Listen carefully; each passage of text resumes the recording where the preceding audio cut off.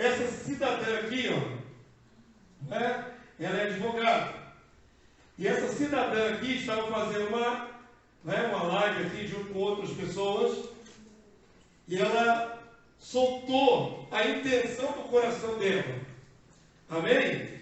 Vamos ver essa palavra dessa senhora aqui. Vamos ver a palavra dessa senhora. Está sendo gravado, Barão? Glória a Deus. Vamos lá? Olha para cá. Vai ser liberado ali o áudio também. Eu quero que você preste atenção no que ela disse. Quem disse que a gente vai falar para eles? A gente vai para a escolinha dominical. O que mais a igreja quer, sabe o quê? É pegar uma irmãzinha, um irmão para botar para tomar conta das crianças.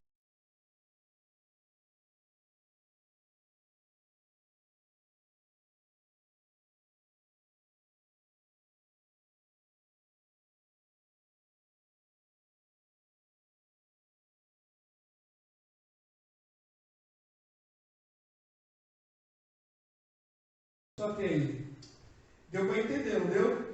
Palavra por palavra? Pois bem, a criatura não é uma pessoa ignorante. Informada, ela é advogada, tá certo? Alardeou que ficou 30 anos no Evangelho, ter sido criado desde berço, criança, mas hoje serve aos orixás, ainda que não frequenta o terreiro, saiu de Cristo para os orixás.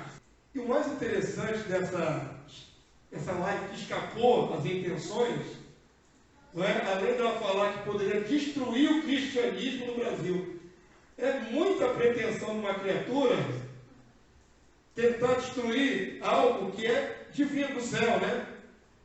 Que abarca milhões de pessoas. Ela acha que vai destruir o cristianismo se revelar o que acontece nas viagens para Jerusalém, onde tem muito comércio. A gente sabe disso, não é? Não é só o viés religioso, mas há também turismo. Há uma movimentação financeira para fazer turismo. Tem alguns que ganham dinheiro com isso, com essas viagens do povo de Israel para ir para Israel, sabe disso. Mas isso não é capaz de destruir o cristianismo. Agora, o que me chama mais atenção na fala dessa senhora aí? É que ela tem a noção, e é uma noção que a gente tem que pensar, para pensar, de que a ala mais vulnerável para alguém se infiltrar e destruir uma igreja por dentro, qual é a ala? As crianças. Isso para mim é muito sério, muito grave. Ela pensar assim, até porque se ela ficou 30 anos na igreja, ela sabe como é que funciona a igreja. Não é? Eu volto a afirmar que ela não é ignorante. Então, se ela sabe como funciona a igreja e diz que a área mais vulnerável é a escolinha das crianças, onde bota uma irmãzinha para pregar, então ela vê ali uma brecha onde ela pode não dizer o que ela pensa, o que ela é, e através dessa brecha começar a doutrinar uma sala de crianças. Olha como é que ela fala com empolgação. Porque a estratégia que ela aluga ali no final dos revolucionários é alcançar as crianças. Fazer as crianças, a cabeça delas, para que possam convencer até os pais de que aquilo que estão falando é certo. Isso me chamou muita atenção. Primeiro, como pastor de igreja, né? Eu penso, será que tem procedência que a escolinha é tão vulnerável assim, irmão?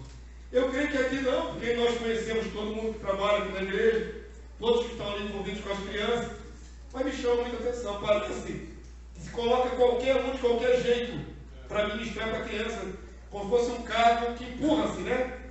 Que ninguém quer trabalhar. Então, quem quiser, fica com as crianças. Ela acha que é assim. Espero que não seja. Ou se for, que seja exceção à regra. Isso me chama muita atenção. E a intenção do coração de doutrinar os pequeninos. Entrar lá e colocar doutrinas marxistas no coração de crianças dentro da igreja. Nós estamos falando ali de doutrina de socialismo. Vamos avançar mais um. Avança mais um. Presta atenção aí. Outra situação que aconteceu semana passada. No Chile. Yo le voy a sujetar el ramo para que usted le coloque el anillo de matrimonio acá. Triste, né, irmãos? Eles querem empurrar a goela abaixo da sociedade a ideologia de gênero de qualquer maneira. É uma agenda LGBT para fazer com que não só se aceite, como se normalize por leis. Então, quando colocarem as leis, todo mundo tem que aceitar. É assim. Então, é uma doutrinação. Agora, a covardia é pegar a criança do jardim de infância para fazer duas meninas se casarem e colocarem isso publicamente. Essa foi a covardia. Acontece, irmãos, que o diabo está focando nas crianças menores mesmo. Olha o que aconteceu no Canadá. Bota para mim o próximo, por favor. Parada gay no Canadá. Идуть садочку, довго пропущали.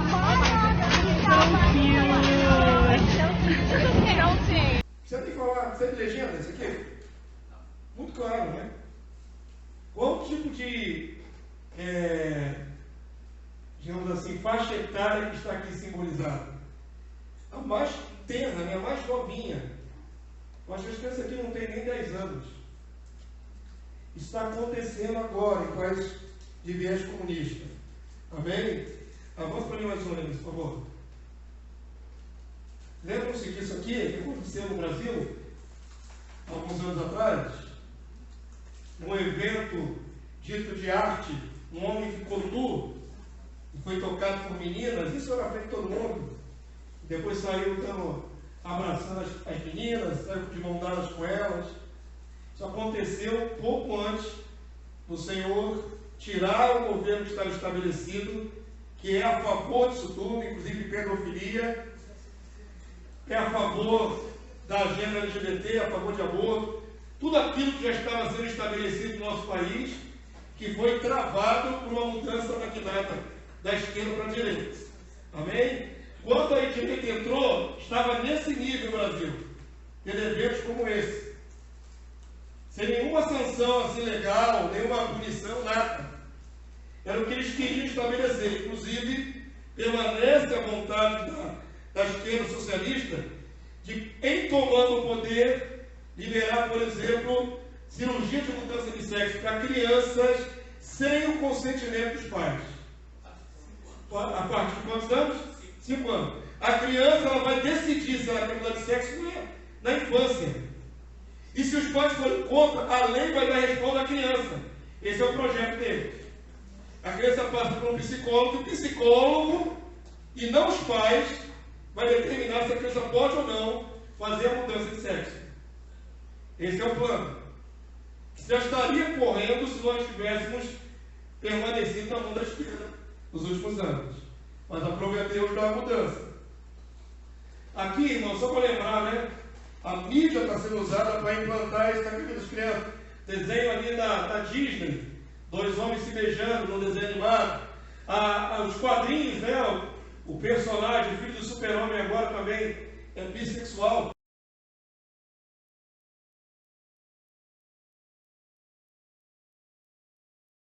Ou seja, é de todos os lados, por todas as mídias, de todas as formas, o alvo são os pequeninos, a próxima geração.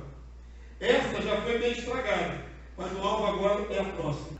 Nós chegamos em Brasília. Em Brasília, no aeroporto de Brasília, quando você chega no aeroporto, tem uma bandeira bem grande, LGBT, estendida no hall do aeroporto. A bandeira do arco-íris. E é LGBT, não é disfarçado não, com cartaz indicando que é do movimento LGBT. Então, dizendo que não pode proibir, etc, etc, etc. Isso dentro de um aeroporto. Dentro do aeroporto. Você entra no saguão do aeroporto, vai de cara com aquele bandeirão enorme LGBT. Aponta para mim. Mas eu quero que vocês percebam o foco são os pequeninos. A real doutrinação cristã é dever dos pais.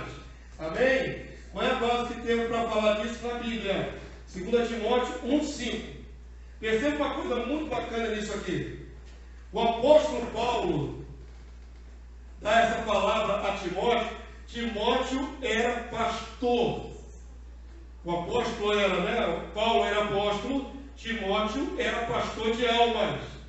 Mas Paulo faz aqui uma menção à avó de Timóteo e à mãe de Timóteo, que receberam doutrina antes de Timóteo. Quer dizer, Timóteo foi apresentar a doutrina na sua infância. É o que subentende nesse texto. Vamos ler junto comigo? Tem poucos textos bíblicos. Amém? Vamos ler comigo? Pela recordação que guardo de tua fé sem fingimento, a mesma que primeiramente habitou em tua avó Lóide e em tua mãe Eunice, e estou certo de que também em ti. Esse destaque de Paulo, primeiramente a avó, foi ela que recebeu a fé primeiro em Cristo. Depois Eunice, a mãe de Timóteo, e na sequência o próprio Timóteo. Então é muito provável que Timóteo tenha sido doutrinado desde a infância. Então, muito provavelmente, irmãos, Timóteo foi educado pela sua mãe, que tinha recebido a fé também de sua mãe, a Lóide, né? Então há uma doutrinação dentro de casa. Amém, povo santo? Mas tu quer reforçar isso? Porque se você, que é pai, que é avô, não se importar com doutrinar sua criança, pode ter certeza que o mundo vai querer doutrinar, que o diabo vai querer doutrinar. Amém? Avance para mim, vamos ver mais um pouquinho aqui. Vamos lá, aí. Doutrinação socialista, comunista nas universidades. Legado de Paulo Freire. Eu tive que mergulhar um pouquinho nesse detalhe, irmãos, porque eu sempre soube, não é, que essa última geração está aí, os formados, são de viés socialista. Onde se aprende isso? Nas faculdades e universidades, já há algumas décadas. Amém? Tenho certeza que, como eu, você não está muito ligado quem é Paulo Freire. Paulo Freire foi um professor que trouxe uma metodologia de ensino para o Brasil. Amém? E esse professor escreveu livros e ele era um marxista, ele era um comunista. Ele foi exilado, depois voltou ao Brasil, e quando a esquerda assumiu o poder, e ficou quase 20 anos no poder, estabeleceu então que Paulo Freire é o patrono da educação brasileira. Você sabia disso? Que a educação brasileira oficialmente tem um patrono chamado Paulo Freire. E que Paulo Freire trouxe de significativo para a educação? Ele trouxe princípios do comunismo.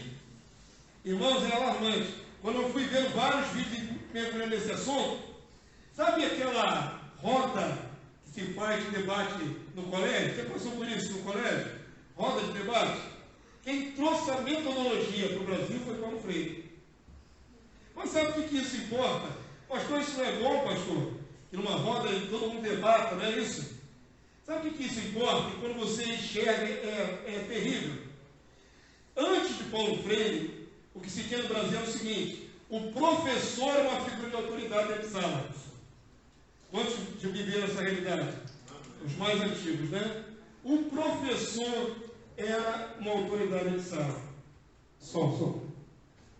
Eu cheguei a pegar professores, irmãos, que quando o professor apontava na porta da sala, podia tacar uma bagunça que fosse, todo mundo tinha que parar, se levantar e perfilar para o professor entrar. Eu peguei isso, em respeito à entrada do professor. Então, antes de Paulo Freire estabelecer essa nova metodologia, o professor era aquele detentor da autoridade, dada pelos pais, para dar o conhecimento ao seu filho. Eles tinham que respeitar. Quando Paulo Freire estabelece esse mover na horizontal, onde o professor já não é mais a figura de autoridade, mas é só um mediador, num debate entre os jovens, tirou a autoridade do professor e passou a autoridade para os jovens. Eles ficam na mesma dimensão que o professor. É o que está acontecendo. Então, joga-se um debate, e no debate, o hábil, né, professor vai só conduzindo as mentes. Compreenderam? Então, há muita sutileza nesse investimento na cabeça, na formação de um povo com viés socialista comunista. Um investimento pesado. Eu não sou especialista, mas Paulo Freire, por exemplo, ele baseou tudo, escreveu A Pedagogia do Oprimido. Olha só as ideias de Paulo Freire, para você ter uma noção rápida. O mundo se divide entre opressores e oprimidos.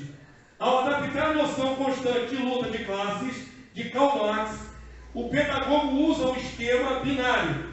Os estudantes não teriam opção se não buscar sua liberdade diante dos opressores. Está formando guerrilheiros. A ideia é essa. Che Guevara é um exemplo de amor. Isso é a ideia de Paulo Freire, louco. Che Guevara assassinou pessoas na Revolução em Cuba. Ele executou pessoas. Executaram muitos homossexuais, perseguiram muita gente. O próprio Che Guevara matou gente. Depois foi assassinado pela CIA. Estados Unidos foi lá para matar Che Guevara. Mas ele é um exemplo de amor, segundo Paulo Freire. A educação deve estar a serviço da revolução. Não é a serviço da sociedade. É da revolução. A família é opressora. Olha, presta atenção nisso. A família é opressora.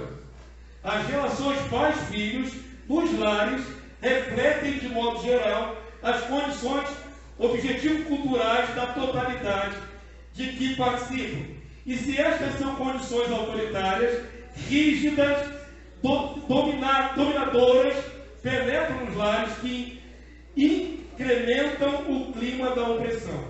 Está dizendo o seguinte: o modelo patriarcal, o pai tem ali a autoridade sobre os filhos, isso é opressão. Colocando os filhos contra os pais. Isso é doutrinado nas faculdades, nas universidades. Muitos foram doutrinados assim. Aqui o quinto ponto. É preciso combater a invasão cultural no Brasil. Essa história vem, sobretudo, das grandes tradições da filosofia grega, do direito romano e da matriz cristã.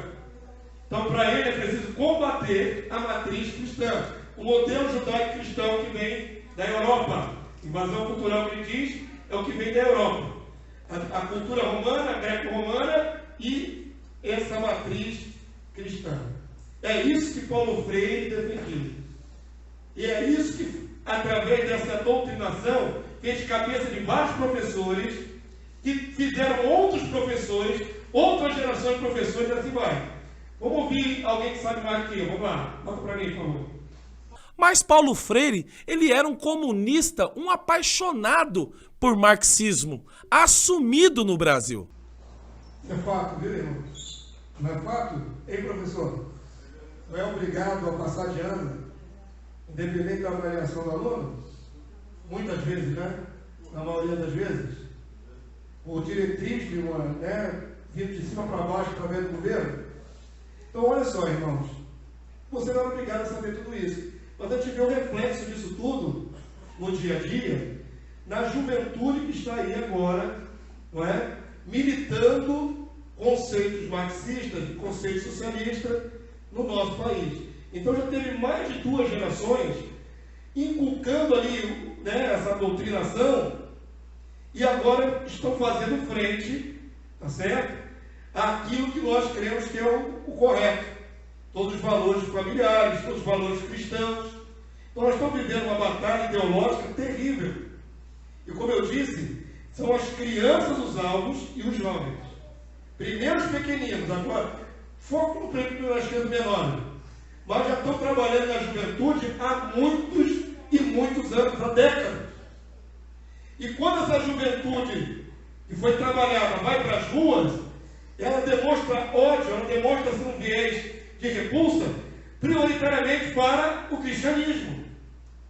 E existem inúmeras manifestações no mundo a respeito disso.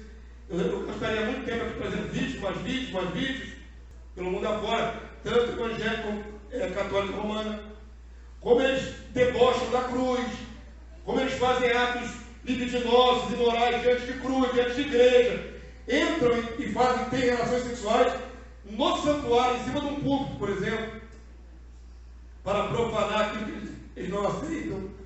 Nós estamos vivendo um tempo de confronto, ideológico tão forte, e eles têm assim uma fúria maior contra o cristianismo. Cristofobia é uma realidade no mundo. Amém? Perseguições, mortes. No Brasil é mais na área ideológica. Ainda não há muitos relatos de violência explícita e tudo mais. Mas já há um confronto ideológico.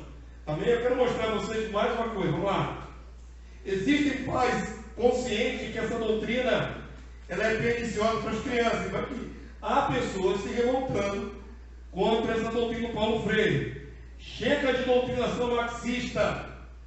Basta de Paulo Freire. Tem gente que tem consciência do mal que está causando a geração de jovens desse país. Avança para mim, vamos lá.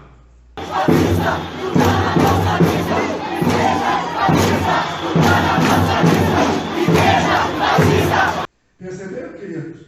A maior parte dessas pessoas que estão protestando são jovens. Contra a igreja, chamando que a igreja é fascista e que está na lista deles. Eles têm uma lista de inimigos. E a igreja é um deles. Essa é a geração perdida que eu coloquei no título dessa mensagem. Queridos, em nome de Jesus, presta atenção. Presta atenção. Nós já estamos com uma geração perdida. Eu não estou alardeando que vai perder uma geração. Nós já temos uma geração perdida. Se você crê para Jesus. Mas está tão contaminada, está tão doutrinada, o ódio já está arraigado dentro do coração deles. Todos os jovens, quando saem do ambiente conservador familiar e entram lá dentro de uma faculdade, uma universidade no Brasil, em especial na PUC de São Paulo, na PUC do Rio de Minas, vão receber doutrinação socialista. Vai receber. Se o cristão for um jovem cristão e tiver boa raiz, ele até se vira para sobreviver nesse meio. Mas muitos jovens de base cristã, saiu de casa de mamãe e papai cristão, chega lá tem a cabeça mudada. Lavagem cerebral. Eu vi um outro vídeo em que um jovem cristão alardeava que uma outra jovem foi coagida pelo colégio ali, pela faculdade, que ela estava devendo matéria, e para ela passar de ano, ela tinha que fazer 2 cursos. E esses cursos falavam de socialismo, das bandeiras do socialismo, e se ela não fizesse, ela não seria, não completaria a sua graduação. Eles impõem. E no vídeo o rapaz mostra o diploma. O diploma tem símbolos socialistas, tem que receber o diploma socialista. Mesmo sendo cristão, ficou devendo matéria, tem que fazer um curso socialista para passar de ano. É imposto. Então, muitos dos jovens que entram lá, cristão, saem de lá comunista. Muitos. Infelizmente. Tem membros dessa casa, foram membros dessa igreja, jovens aqui da igreja, criados aqui, dentro da casa do Senhor, que a gente viu crescer. Eu não vou dizer o nome, não há necessidade. Eu vou dizer só a situação. Uma jovem cristã que passou aqui nos nossos bancos, foi doutrinada aqui na igreja e tudo mais, filha de um membro da igreja, membro atual da igreja. Essa jovem que foi doutrinada nos princípios evangélicos do Evangelho de Cristo, hoje ela é comunista. Depois que cresceu, foi para a faculdade, virou comunista. E de tal maneira ela virou de um conceito para outro, que ela foi desfilar no carnaval. Era uma jovem cristã, desfilando agora no carnaval. Não é? Aquela roupa sumária, ela botou um biquíni e na cabeça de enfeite, no carnaval, ela colocou a foice e o martelo. Como adereço de cabeça dela, era a foice e o martelo. Criada desde pequena na igreja. Agora estava no carnaval, com a foice e o martelo de adereço na cabeça. E colocou publicamente, isso está no Instagram. Se dizer o nome, eu oro por ela, até hoje eu oro por ela. Porque foi membro aqui dessa casa. Então não tenha dúvida, irmão, não estou exagerando, nem pegando exemplos isolados. Muitos cristãos se perdem na juventude quando chegam na universidade, na faculdade. Ali sofre uma pressão, sofre uma lavagem cerebral, uma imposição de doutrina socialista e abandona os princípios cristãos. Isso é fato. Então já há uma geração perdida.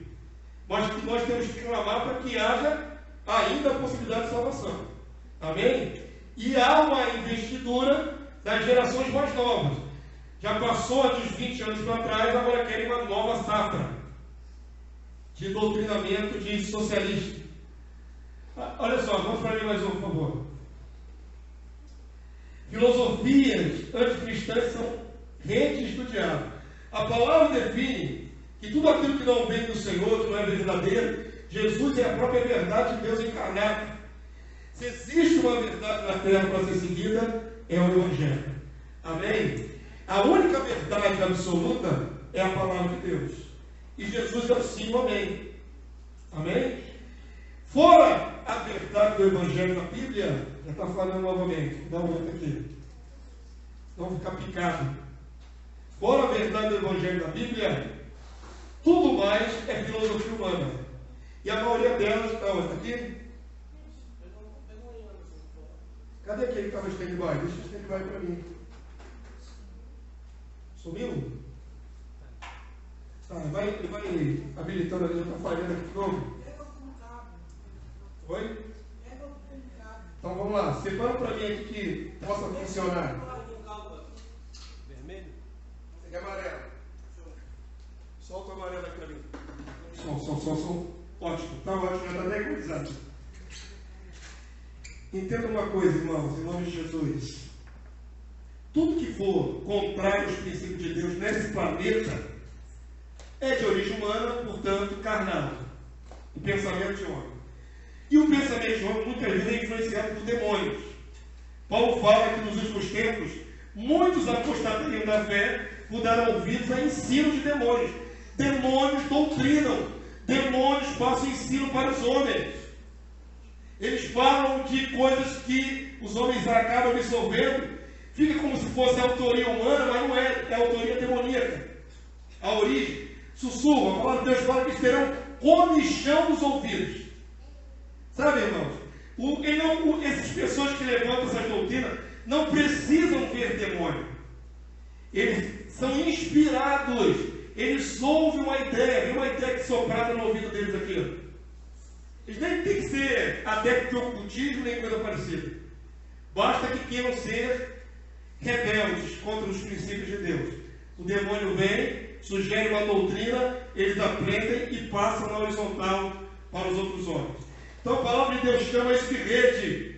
É rede de capturar, rede de armadilha. Colossenses 2:8. Vamos ler juntos, irmãos.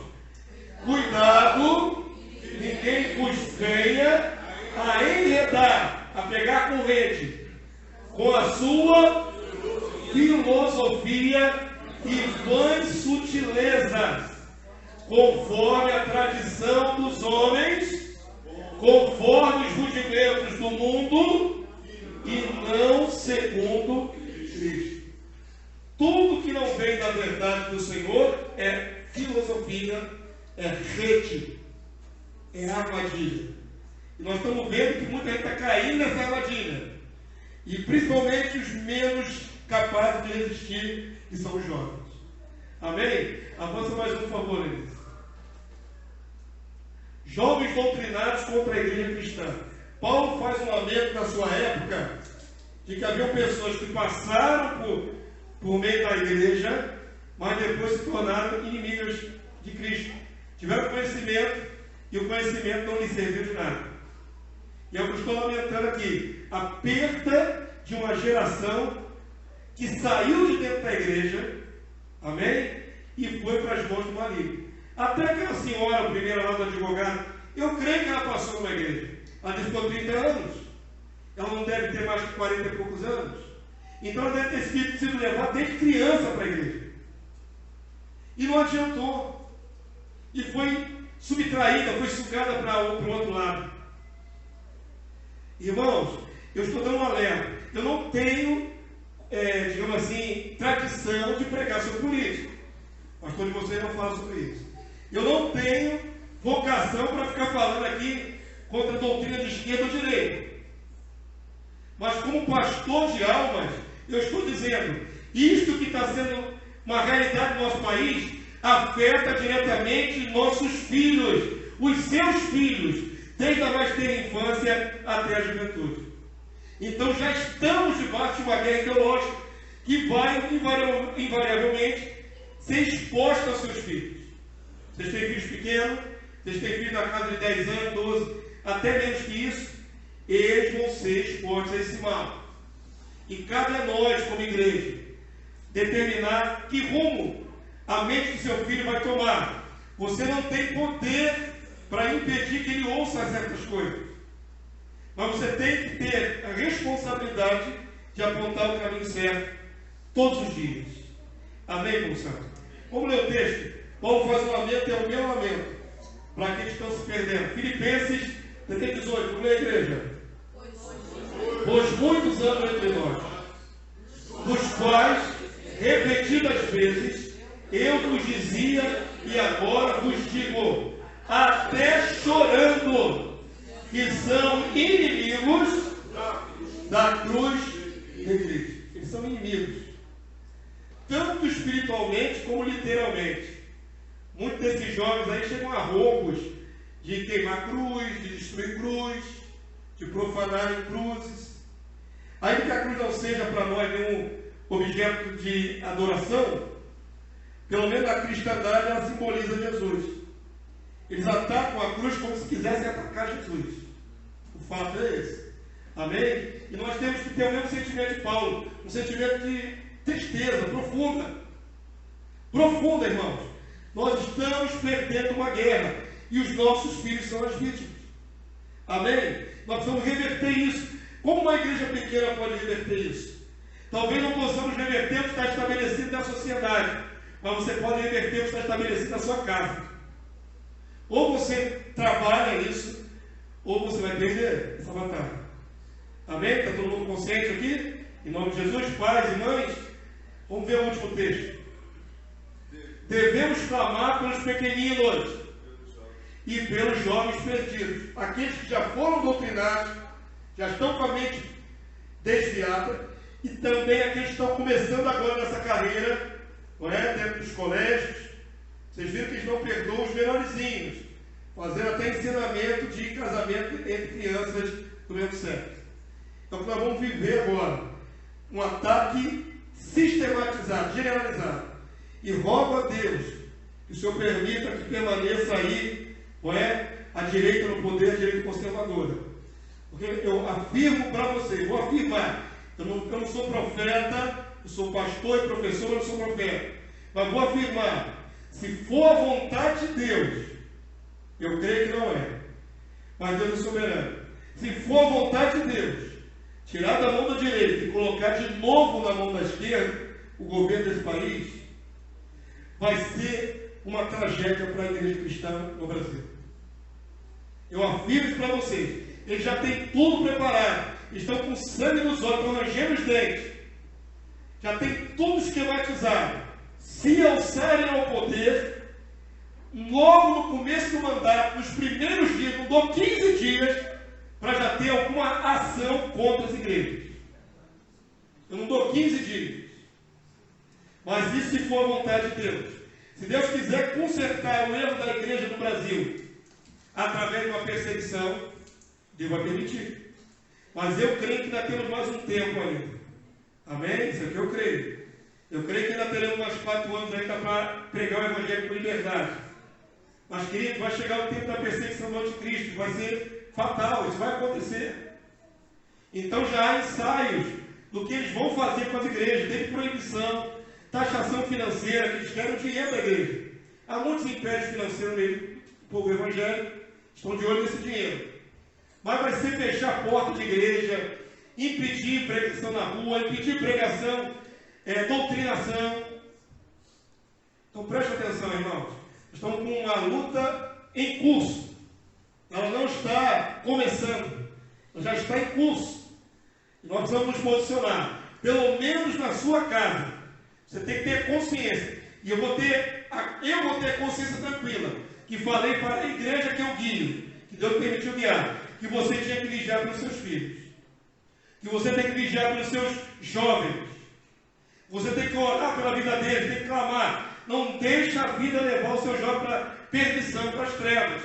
É lago de fogo e enxofre. Se tornam inimigos da cruz, irmãos. Eles não são neutros. Quem dera que os nossos jovens que estão perdidos no mundo fossem neutros. Eles não são neutros. Assim que saem da influência da luz, eles correm para a ideologia das trevas. É imediato. E eu clamo muito pela juventude perdida dessa casa, pelos que se perderam, pelos filhos de vocês, pelos netos de vocês, sobrinhos. Amém? Vamos clamar como igreja. Olha o exemplo de Jó. Jó deu um exemplo fantástico. O patriarca Jó, antes de sofrer aquele teste que ele sofreu, ele tinha 3 filhos. E era abastado, eram ricos, para o padrão da época. Eles faziam banquetes, uns nas casas dos outros, esses filhos de Jó. Então, com 10 filhos, irmãos, eles iam fazer banquete quase todo dia. Ou pelo menos com muita frequência semanal. Um na casa do outro. Quando terminava o banquete da casa, tinha um a outro. Jó estava preocupado com a alma dos seus filhos, com a perdição dos seus filhos diante de um Deus justo, mas um Deus que vai cobrar o homem os seus pecados. Amém? E Jó dá um exemplo de perseverança, de clamor pelos filhos. Eu queria que você lesse comigo esse último texto dessa palestra, em nome de Jesus. Amém? Jó capítulo 1, verso 5. Vamos ficar de pé, igreja, já é o último texto. Meus amados, vocês que têm filhos, não é? Os filhos mais velhos, todos eles estão com a mentalidade correta? Seus filhos estão com a mentalidade correta? Ou estão pensando em voltar à esquerda? Seus filhos, os filhos de vocês, meus irmãos, qual é o posicionamento político dos seus filhos? Hoje, basicamente, só tem 2 lados, né? Não existe uma terceira ou outra via, é 2 lados. Presta atenção, queridos, está na hora de clamar, amém? Está na hora de gastar tempo em casa. Você está lá, faz seus afazeres, mas eu sei que você tem alguma horinha para parar. É hora de você botar o joelho na sua sala e gastar tempo orando pelos seus filhos. Gastar tempo. Isso não é campanha. Não estou estabelecendo campanha aqui. Eu estou te dando incentivo, esclarecimento. Ou lutamos ou perdemos. É simples assim. Ou usamos as armas da luz, ou veremos nossos filhos das trevas. Simples assim. Tanto os pequeninos como os mais já jovens, né? Os adolescentes. Nós temos aqui alguns adolescentes na igreja. Temos que clamar. Tem que gastar tempo com clamor. Deus, poupa o meu filho, poupa a minha filha, protege a mente dele, não permita que essa doutrina diabólica entre na mente dele. Livra de todo o laço do passarinheiro, livra de toda a armadilha preparada. Tem que ter clamor nesse sentido, irmãos. Deus não permitiu que meu filho estivesse aqui conosco, mas se estivesse vivo, teria hoje quase 13 anos, um adolescente. Um adolescente. Certamente estaria clamando pelo meu filho. E procuraria conversar com ele tudo que ele aprendia na escola. Tudo que ele ouve na escola. Porque não tenha dúvida que lá é um lugar de doutrinação. Amém? E a doutrinação do diabo, do mundo, que jaz no maligno. Então vamos investir. Não queira apenas chorar, como Paulo falou, vamos chorar. Queira investir em oração, em nome de Jesus. Vamos ler o último texto, o exemplo maravilhoso de Jó, vamos lá? Decorrido o turno de dias de seus banquetes, dos banquetes dos filhos, chamava Jó a seus filhos e os santificava, levantava-se de madrugada e oferecia holocausto, segundo o número de todos eles, dos 10 filhos. Pois dizia: talvez tenham pecado os meus filhos e blasfemado contra Deus em seu coração. Assim o fazia Jó continuamente, não era de vez em quando. Jó tinha tanta preocupação com a perdição da alma dos seus filhos, que ele levantava de madrugada continuamente. Tinha 10 filhos, tinha que fazer muito apelo, tinha que orar bastante. Amém? E ele fazia assim continuamente. Amém? Está aqui o exemplo de um homem de Deus perseverante que lutou pela santificação dos seus filhos. Ele não ignorava que cada um vive sua própria vida, mas ele se preocupava em tentar aplacar a ira de Deus contra os pecados de seus filhos. Amém? Todo mundo entendeu o que podemos fazer? Então vamos orar nessa hora em nome de Jesus. Eu queria que você erguesse sua testa nessa hora. Na verdade, eu vou chamar aqui alguns irmãos para orar. Vem cá, evangelista Leandro, por favor, você vem. Vou chamar a Luane. Luane, vem cá, por favor, vocês dois. Um pai e uma mãe. São comprometidos com o futuro, com a sorte da sua geração, né? Dessas crianças. E eles vão clamar. Amém? Será que isso aqui funciona? Libera aqui de novo. Vamos lá. Vou dar mais de um para eles. E eles vão clamar e você vai dizer amém. Mas mais do que dizer amém, o que Deus colocou no meu coração é o seguinte. Queridos, já não está brincando, então não vamos brincar também não, tá bom? Quando eles estiverem orando e colocando essa situação diante do altar, você está liberado para falar o nome dos seus filhos diante de Deus. Coloque pelo nome. Se eu abençoo o meu filho, fulano, abençoa, guarda a mente do meu filho, fulano. Fala o nome, querido. O mundo das trevas sabe. Os demônios conhecem a nossa caminhada. A nossa casa é vigiada pelos demônios. Mas também tem um olhar de Deus. Então clame. Se você tem um parente, você tem um sobrinho, você tem um neto que está aí nas trevas, clama o nome dele. Senhor, fulano de tal, tira das trevas, liberta. Tira dessa opressão demoníaca na mente dele. Isso foi plantado lá. Sementes malignas foram plantadas no coração dessa geração. Então vamos clamar, dizendo o nome. Amém? Enquanto os nossos irmãos estiverem orando. Pode começar você, depois passa para ela, por favor. Erga sua testa aos céus, igreja. Senhor Deus, amado Pai, Deus Todo-Poderoso, estamos reunidos aqui sem uma só fé. Meu Deus, ouvimos da tua palavra e temos que orar pelos nossos filhos. Senhor, não em vão essa palavra, não em vão, Deus. A palavra foi, Senhor, e foi enviada. Meu Deus, em nome do Senhor Jesus, na autoridade que tu deu à sua igreja, repreendemos toda a força do mal contra as crianças. Meu Pai, contra essas vidas, meu Pai, que estão iniciando a sua mente. Ah, Deus Todo-Poderoso, para isso que o Senhor nos chamou, Pai, para desfazer as obras do inferno, para isso que o Senhor chamou, o Filho amado, para desfazer, meu Deus, toda a força maligna. Repreendemos agora, na autoridade do nosso Deus, Senhor, como igreja, como sacerdote, Senhor, vai em cada casa agora, meu Pai, aonde essa criança sendo afligida pelo mal.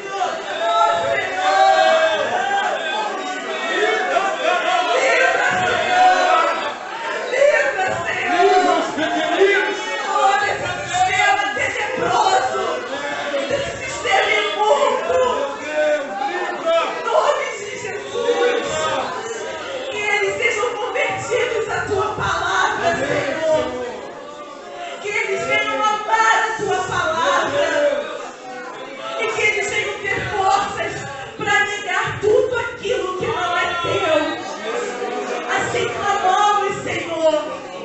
Nós não sabemos o que virá daqui para frente. Nós não sabemos, ó Deus.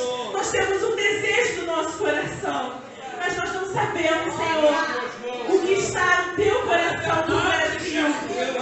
Mas nós continuaremos crendo, Senhor.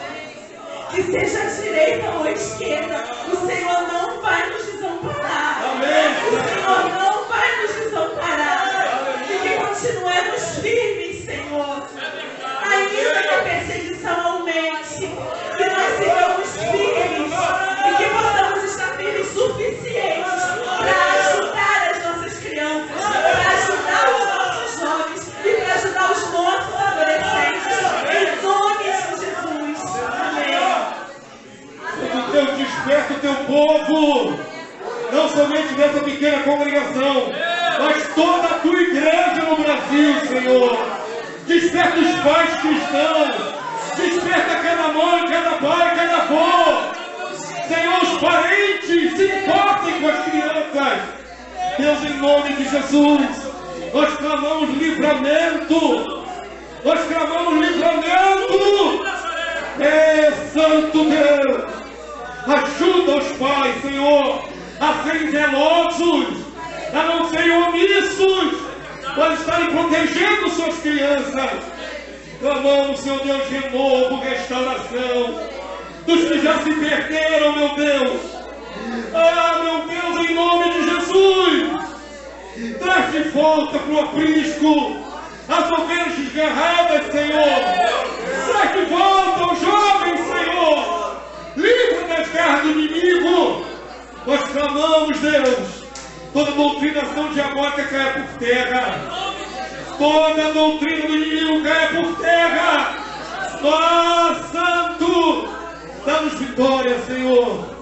Dá vitória aos teus servos. Dá vitória à tua igreja. Dá vitória a essa nação, ao país, o Brasil.